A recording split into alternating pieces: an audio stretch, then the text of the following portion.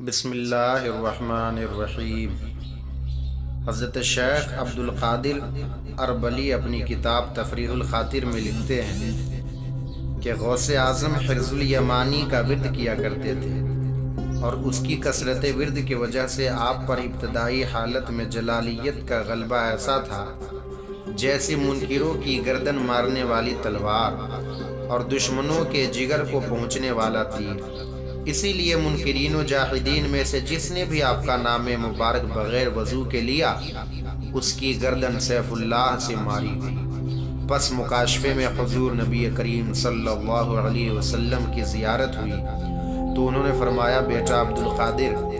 اب اس ورد کو پڑھتے پڑھتے تم خود ہی سیف یعنی تلوار بن چکے ہو، اب اس کو پڑھنے کی ضرورت نہیں ہے۔ اس کے بعد آپ نے اس ورد کو پڑھنا ترک کر دیا۔ پھر حضور نبی کریم صلی اللہ علیہ وسلم کے اشارے سے دوبارہ اس کو ورد کرنا شروع کیا۔ حکایت ہے کہ ایک بزرگ نے حضور غوث العظم غوث سمدانی قطب ربانی حضرت سیدنا شیخ عبد القادر جیلانی رضی اللہ تعالی عنہ کے بارگاہ میں عرض کیا کہ آپ لوگوں کو اس مصیبت سے نجات دلائیں، تو آپ نے فرمایا مراقبہ کرو، اور اس نے مراقبے میں عرش کے نیچے ایک تلوار لٹکی ہوئی دیکھی جس پر مکھیاں اپنے آپ کو گراتی ہیں اور دو ٹکڑے ہو جاتی ہیں۔ تو آپ نے اسے آنکھ کھولنے کا حکم دیا اور فرمایا، مکھیاں اس تلوار سے جنگ کرتی ہیں اور اس سے انہیں یہی فائدہ حاصل ہوتا ہے، اور مجھ سے محبت رکھنے والے میرا نام ہر حال میں ادب اور احترام سے لیتے ہیں، ہر حال میں عفو و مغفرت کا دامن مضبوطی سے پکڑتے ہیں،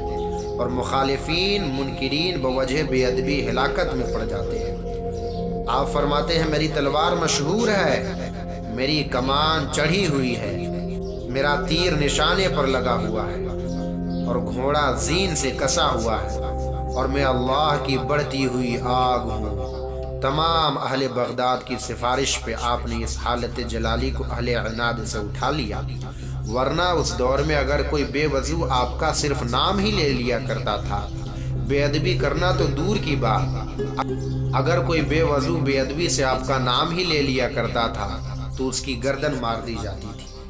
اسی دور میں چند واقعات بطور کرامات نمودار ہوئے۔ ایک روز آپ وعظ فرما رہے تھے، خلق خدا کا کثیر مجمع تھا، پانی برسنے لگا، لوگ بھاگنے لگے۔ آپ نے آسمان کی طرف انگلی اٹھائی اور فرمایا، میں ملاتا ہوں، تو جدا کرتا ہے، تھوڑی دیر ٹھہر جاؤ۔ تو فوراً پانی موقوف ہو گیا اور بارش برسنا بند ہو گئی۔ ایک بار گھر میں بچھو نکلا، آپ نے فرمایا، اے موذی جانور مر جا، وہ فوراً مر گیا۔ آپ ڈرے اور آپ دیدہ ہو گئے۔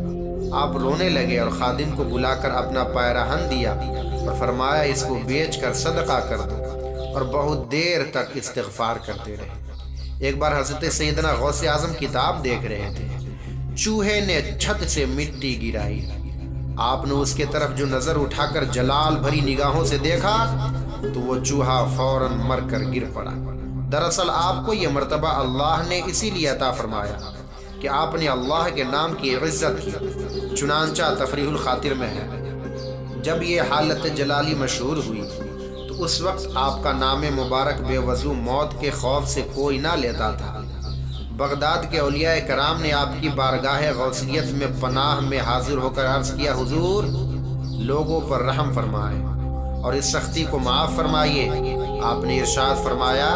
میں تو اس حالت کو پسند نہیں کرتا، لیکن حق تعالی نے مجھے مخاطب کر کے فرمایا ہے، عبد القادر، تو نے میرے نام کی عزت کی ہے، ہم تیرے نام کی عزت کروائیں گے، کیونکہ جو ہماری عزت کرتا ہے وہ معزز بن جاتا ہے۔ اگرچہ یہ سختی اٹھا لی گئی ہے کہ آپ کے نام کو بلا وضو لینے سے فوراً تباہی نہیں آتی،